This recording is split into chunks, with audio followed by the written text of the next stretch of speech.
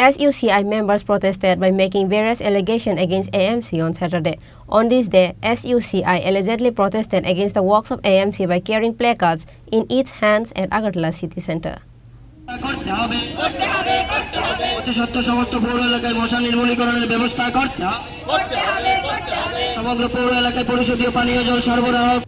On the meeting, SUCI District Secretary Subrata Chakraborty spoke allegedly against AMC.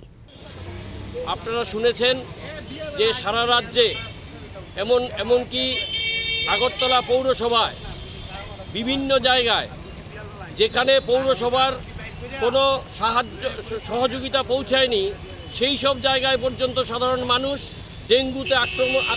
Dengue আক্রমণ হয়ে শয়ে শয়ে মানুষ হাসপাতালে যাচ্ছে। দেখা যাচ্ছে হাসপাতালে জায়গা নেই, এমন একটা অবস্থা যে প্রচুর টাকা লাগছে, এইদিকে কাজ নাই, কর্ম নাই, মানুষ দিশেহারা।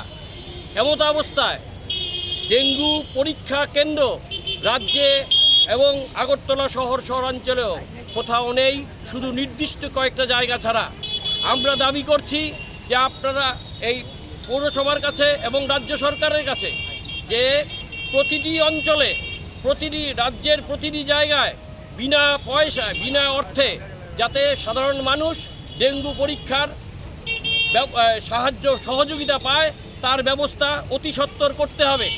এবং ডেঙ্গুতে যেভাবে মানুষ আক্রান্ত হচ্ছে, তার যেভাবে মানুষের রোজগার নেই, কাজের কোনো ব্যবস্থা নেই, সরকার একটা স্বাস্থ্য রক্ষার দায়িত্ব সরকারকে নেওয়ার ব্যবস্থা করতে হবে।